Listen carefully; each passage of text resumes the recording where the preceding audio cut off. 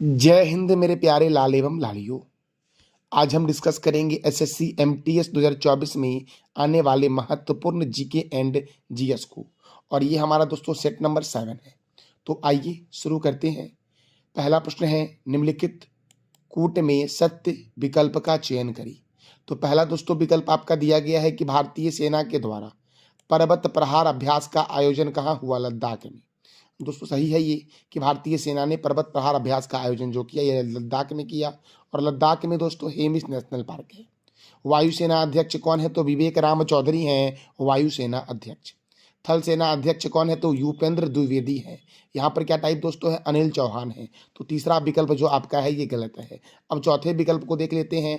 नौसेना अध्यक्ष कौन है? तो दिनेश कुमार त्रिपाठी हैं। अर्थात दोस्तों 1, 2 और 4 सत्य होता है। तो ऑप्शन नंबर बी इसका सही होगा। 1, 2 और 4 सत्य हैं।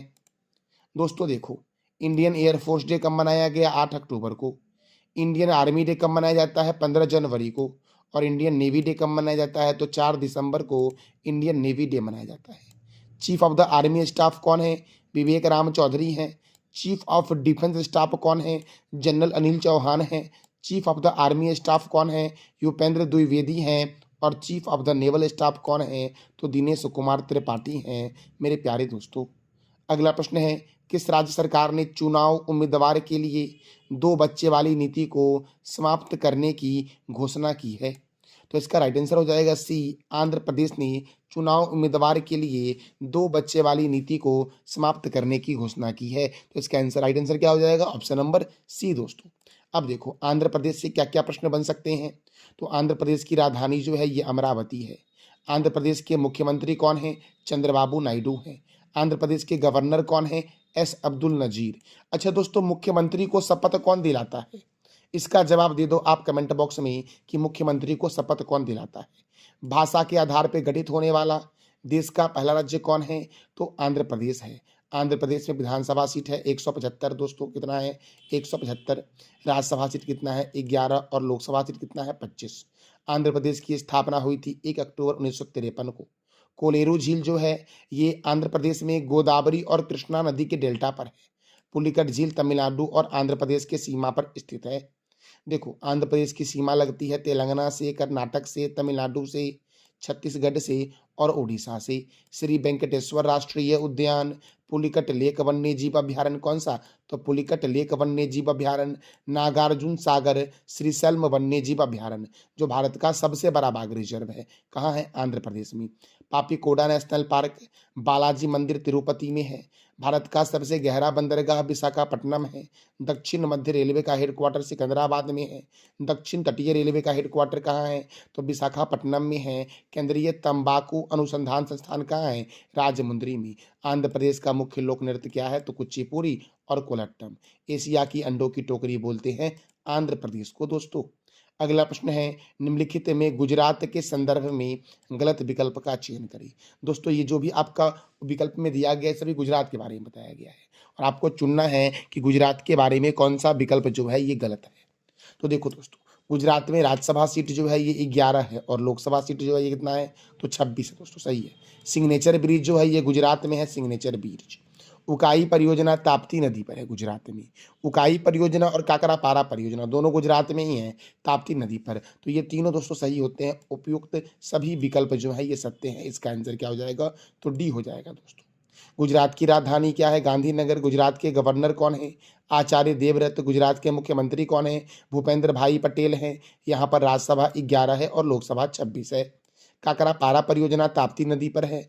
उकाई परियोजना ताप्ती नदी पर है। और गिर राष्ट्रीय उद्यान गुजरात में है मेरे प्यारे लाल एवं लालियों। विशालगढ़ किला किस राज्य में स्थित है? तो विशालगढ़ किला जो है ये महाराष्ट्र में स्थित है। विशालगढ़ किला मेरे प्यारे लाल एवं लालियों। अच्छा दोस्तों, आप बता दो कि तमिलनाडु में राज्यसभा और लोकसभा कितना है? राजस्थान में दोस्तों कौन सा नेशनल पार्क है? तो राजस्थान में आपका केवलादेव घना पक्षी विहार जो है ये राजस्थान में है। हरियाणा में सुल्तानपुर नेशनल पार्क जो है ये हरियाणा में है दोस्तों। हरियाणा की राजधानी क्या है? चंडीगढ़। और चंडीगढ़ में है सुखना झील।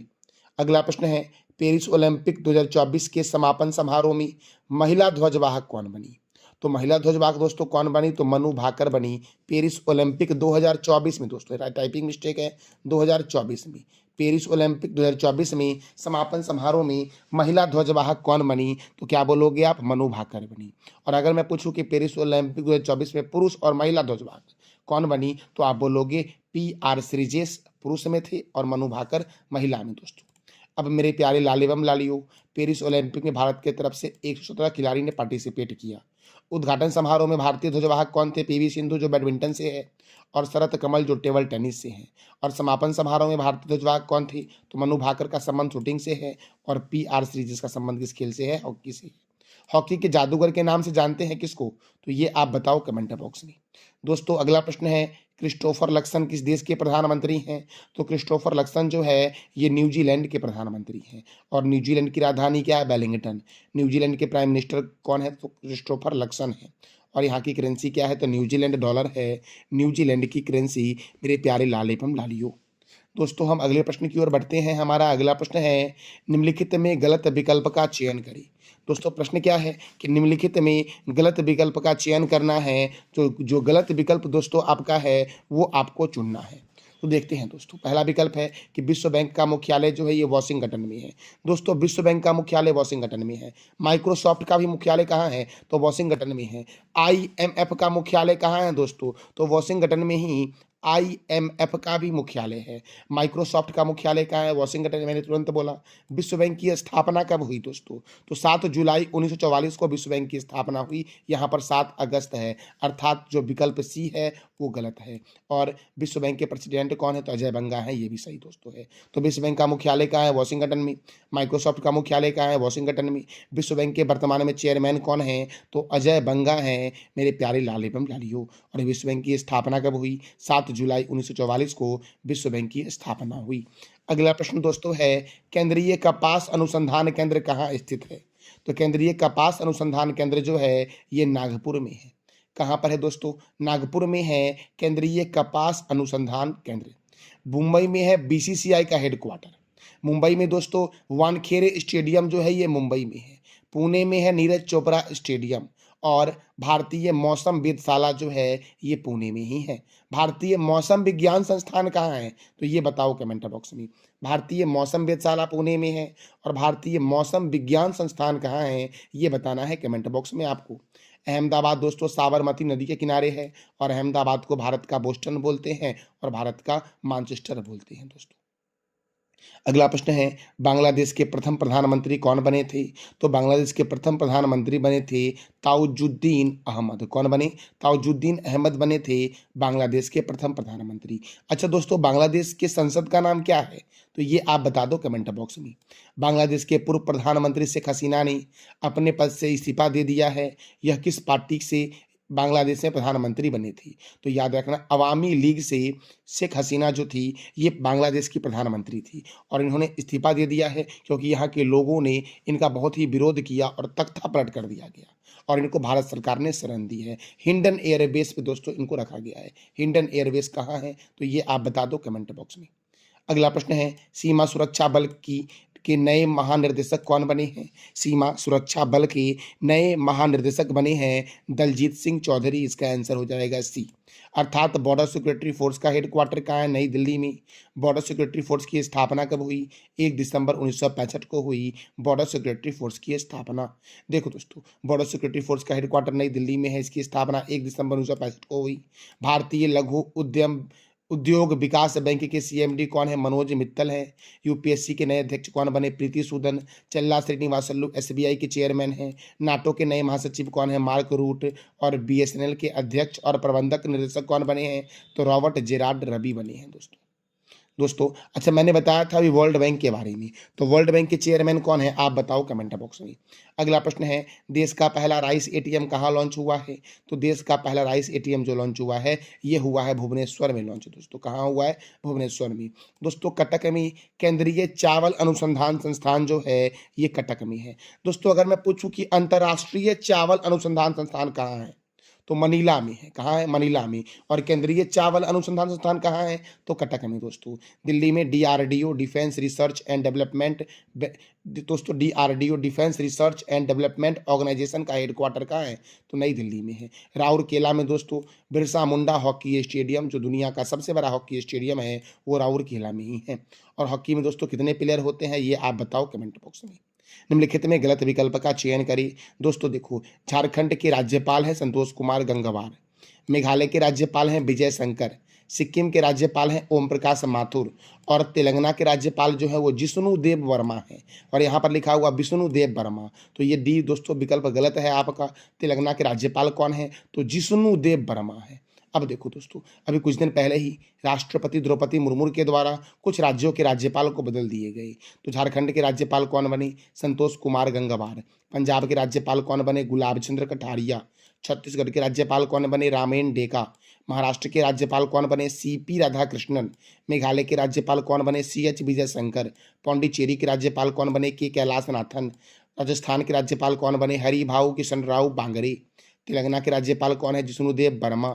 सिक्किम के राज्यपाल कौन है? ओम प्रकाश माथुर। असम के राज्यपाल कौन है? लक्ष्मण प्रसाद आचार्य। और मणिपुर के राज्यपाल दोस्तों एडिशनल प्रभार पर लक्ष्मण प्रसाद आचार्य ही हैं। आपको बताना है कमेंट बॉक्स में कि दोस्तों, आपको ये बताना है कमेंट बॉक्स में कि कर्नाटक के राज्यपाल कौन है। इसका जवाब देना है आपको कमेंट बॉक्स में दोस्तों। अगला प्रश्न है, 7 अगस्त को कौन सा दिवस मनाया जाता है? तो 7 अगस्त को मनाया जाता है राष्ट्रीय भाला फेंक दिवस। और दोस्तों राष्ट्रीय भाला फेंक दिवस कब मनाया जाता है? तो 7 अगस्त को मनाया जाता है राष्ट्रीय भाला फेंक दिवस दोस्तों। इसका राइट आंसर क्या हो जाएगा? ए हो जाएगा कि राष्ट्रीय भाला फेंक दिवस मनाया जाता है कब दोस्तों? तो 7 अगस्त को मनाया जाता है राष्ट्रीय भाला फेंक दिवस दोस्तों। दोस्तों आप बता दो कि विश्व आदिवासी दिवस कब मनाया जाता है। इसका जवाब देना है कमेंट बॉक्स में आपको दोस्तों कि विश्व आदिवासी दिवस कब मनाया जाता है। मेरे प्यारे दोस्तों, हमारा अगला प्रश्न है, राष्ट्रपति पर महाभियोग चलाने की प्रक्रिया का वर्णन किस अनुच्छेद में किया गया है? राष्ट्रपति पर महाभियोग चलाने की प्रक्रिया का वर्णन जो किया गया है, ये अनुच्छेद 61 में किया गया है। राष्ट्रपति पर महाभियोग चलाने का वर्णन दोस्तों अनुच्छेद 72 में क्या है? तो राष्ट्रपति को क्षमादान करने की शक्ति जो है ये अनुच्छेद 72 में है। अनुच्छेद 52 में क्या है? तो भारत में एक राष्ट्रपति होंगे, इसका वर्णन अनुच्छेद 52 में है। और अनुच्छेद 60 में क्या है, ये आप बताओ कमेंट बॉक्स में मेरे प्यारे लाल एवं लालियों। दोस्तों देखो, राष्ट्रपति के संदर्भ में महत्वपूर्ण अनुच्छेद को देखते हैं। अनुच्छेद 52 में भारत के राष्ट्रपति संघ की कार्यपालिका शक्ति किसके अंदर है? राष्ट्रपति के अंदर निहित है। इसका वर्णन अनुच्छेद 53 में है। राष्ट्रपति का चुनाव अनुच्छेद 54 में है। राष्ट्रपति के चुनाव का तरीका अनुच्छेद 55 में है। पुनः निर्वाचन के लिए अहर्ताएं अनुच्छेद 57 में है। राष्ट्रपति चुने जाने की योग्यता जो है इसका वर्णन अनुच्छेद 58 में किया गया है। राष्ट्रपति का शपथ ग्रहण 60 में है। और राष्ट्रपति पर महाभियोग चलाने की प्रक्रिया जो है ये 61 में है। राष्ट्रपति को क्षमादान करने की प्रक्रिया का वर्णन किस अनुच्छेद में है? तो 72 में है दोस्तों, राष्ट्रपति को क्षमादान करने की शक्ति का वर्णन। अच्छा दोस्तों, आप ये बता दो कि सबसे युवा राष्ट्रपति भारत के कौन बने? सबसे युवा राष्ट्रपति भारत के कौन बने, ये आप बता दो कमेंट बॉक्स में। निम्नलिखित में किस व्यक्ति के गुरु रामकृष्ण परमहंस थे? निम्नलिखित में दोस्तों किस महापुरुष के गुरु रामकृष्ण परमहंस थे? तो स्वामी विवेकानंद के गुरु थे रामकृष्ण परमहंस। ये प्रश्न दोस्तों कई बार एमटीएस में पूछा गया है कि स्वामी विवेकानंद के गुरु का नाम क्या था? रामकृष्ण परमहंस दोस्तों। अब देखो थोड़ा सा जानते हैं स्वामी विवेकानंद के बारे में दोस्तों। देखो, स्वामी विवेकानंद की जयंती पर मनाया जाता है राष्ट्रीय युवा दिवस 12 जनवरी को, और अंतर्राष्ट्रीय युवा दिवस मनाया जाता है 12 अगस्त को। देखो, इस बार जो राष्ट्रीय युवा दिवस मनाया गया 2024 में, इसका थीम क्या था? तो it's all in the mind था। और यह दिवस स्वामी विवेकानंद के जयंती पर मनाया जाता है। पहली बार युवा दिवस कब मनाया गया? तो 1985 में मनाया गया था। स्वामी विवेकानंद का वास्तविक नाम क्या है? तो नरेंद्र नाथ दत्त है। इनका जन्म हुआ था 12 जनवरी 1863 को कोलकाता में, और इनका निधन हुआ था 4 जुलाई 1902 को बेलूर मठ में दोस्तों। इनके गुरु का नाम क्या है? श्री रामकृष्ण परमहंस जो थे ये स्वामी विवेकानंद के गुरु थे। और स्वामी विवेकानंद के बचपन का नाम क्या था? तो नरेंद्र नाथ दत्त दोस्तों। अगला प्रश्न है, हाल ही पंजाब नेशनल बैंक के द्वारा दृष्टि ब्रेल डेबिट कार्ड लॉन्च किया गया है। जो दृष्टिहीन व्यक्ति हैं उनके लिए दृष्टि ब्रेल डेबिट कार्ड लॉन्च किया गया है। तो इस पंजाब नेशनल बैंक की स्थापना कब हुई? तो 1894 में पंजाब नेशनल बैंक की स्थापना हुई। इसका आंसर हो जाएगा बी। देखो, पंजाब नेशनल बैंक का हेडक्वार्टर नई दिल्ली में है, और डीआरडीओ का हेडक्वार्टर भी नई दिल्ली में है। देखो, पंजाब नेशनल बैंक की स्थापना हुई 19 मई 1894 को। पंजाब नेशनल बैंक के एमडी एंड सीईओ कौन है? अतुल कुमार गोयल हैं। पंजाब नेशनल बैंक के संस्थापक कौन हैं? तो दयाल सिंह मथीजा और लाला लाजपत राय के द्वारा पंजाब नेशनल बैंक की स्थापना की गई थी। पेरिस ओलंपिक 2024 में कौन सा देश 40 गोल्ड मेडल के साथ प्रथम स्थान पर रहा है?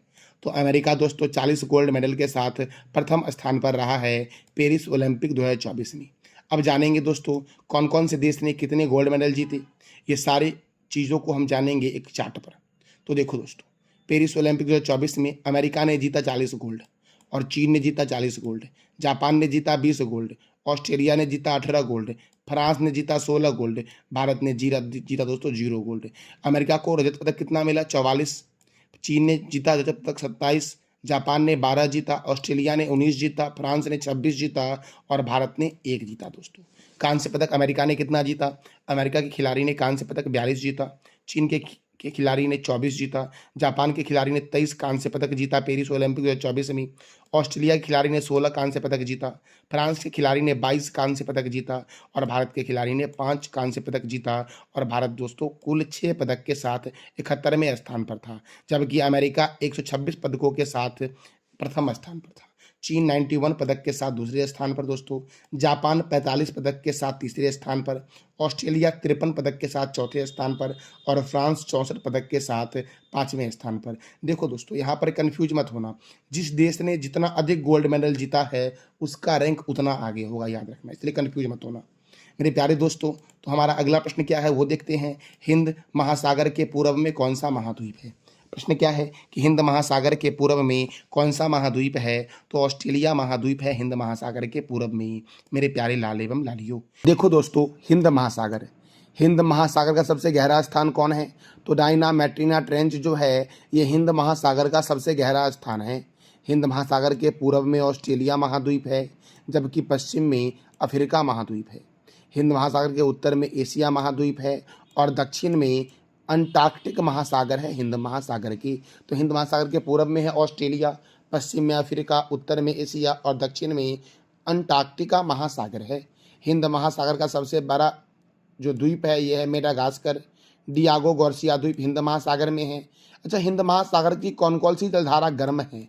तो विषुवत रेखीय जलधारा हिंद महासागर की गर्म जलधारा है, मोजाम्बिक की धारा और अगुलहासा की जलधारा हिंद महासागर की गर्म जलधारा है, जबकि हिंद महासागर की ठंडी जलधारा जो है ये पश्चिम ऑस्ट्रेलिया जलधारा है और पछुआ पवन प्रवाह जो है ये हिंद महासागर की ठंडी जलधारा है। हिंद महासागर के एक तरफ में प्रशांत महासागर है और दूसरे तरफ में अटलांटिक महासागर है मेरे प्यारे लाल एवं लालियों। अगला प्रश्न है, बेटी बचाओ बेटी पढ़ाओ अभियान के ब्रांड एम्बेसडर कौन बने हैं? तो मनु भाकर बन गए हैं बेटी बचाओ बेटी पढ़ाओ अभियान के ब्रांड एम्बेसडर। कौन बन गए हैं? तो मनु भाकर मेरे प्यारे दोस्तों हम अगले प्रश्न की ओर बढ़ते हैं। हमारा अगला प्रश्न है, हाल ही में किस राज्य को जीवन दान पुरस्कार दिया गया? तो ये आप बताओ कमेंट बॉक्स में कि कौन से राज्य को जीवन दान पुरस्कार दिया गया है। अच्छा, इस राज्य को क्यों दिया गया जीवन दान पुरस्कार? क्योंकि इस राज्य ने सबसे अधिक अंग को दान दिया है। सबसे अधिक अंग दान करने वाला जो राज्य है वो यही राज्य है। तो आप बताओ कमेंट बॉक्स में कि कौन सा राज्य है जिसे जीवन दान पुरस्कार दिया गया है। और राष्ट्रीय अंगदान दिवस कब मनाया जाता है और अंतर्राष्ट्रीय अंगदान दिवस कब मनाया जाता है? तो इस दोनों प्रश्न का जवाब दे दो आप कमेंट बॉक्स में। पेरिस ओलंपिक 2024 में भारत की 28 सदस्यीय टीम का नेतृत्व किसके द्वारा किया गया? तो भारत के 28 सदस्यीय टीम का नेतृत्व जो किया गया ये नीरज चोपड़ा के द्वारा किया गया। गोल्डन बॉय नीरज चोपड़ा के द्वारा किया गया। अच्छा दोस्तों देखो, पेरिस ओलंपिक 2024 में कौन कौन से खिलाड़ी ने भारत की तरफ से पदक जीता है और कौन सा पदक जीता है वो देख लेते हैं। तो भारतीय खिलाड़ियों के द्वारा जीता गया पदक पेरिस ओलंपिक 2024 में नीरज चोपड़ा ने सिल्वर पदक जीता है भाला फेंक प्रतिस्पर्धा में और इन्होंने 89.45 मीटर रेंज तक भाला फेंका। मनु भाकर ने कांस्य पदक जीता है और इन्होंने 10 मीटर एयर पिस्टल में कांस्य पदक जीता है। मनु भाकर और सर्वजोत दोनों की जोड़ी ने 10 मीटर कांस्य पदक में दोस्तों 10 मीटर एयर पिस्टल में कांस्य पदक जीता है। और भारत की हॉकी टीम ने भी कांस्य पदक जीता। स्वप्निल कुसाले ने निशानेबाजी में 50 मीटर में कांस्य पदक जीता।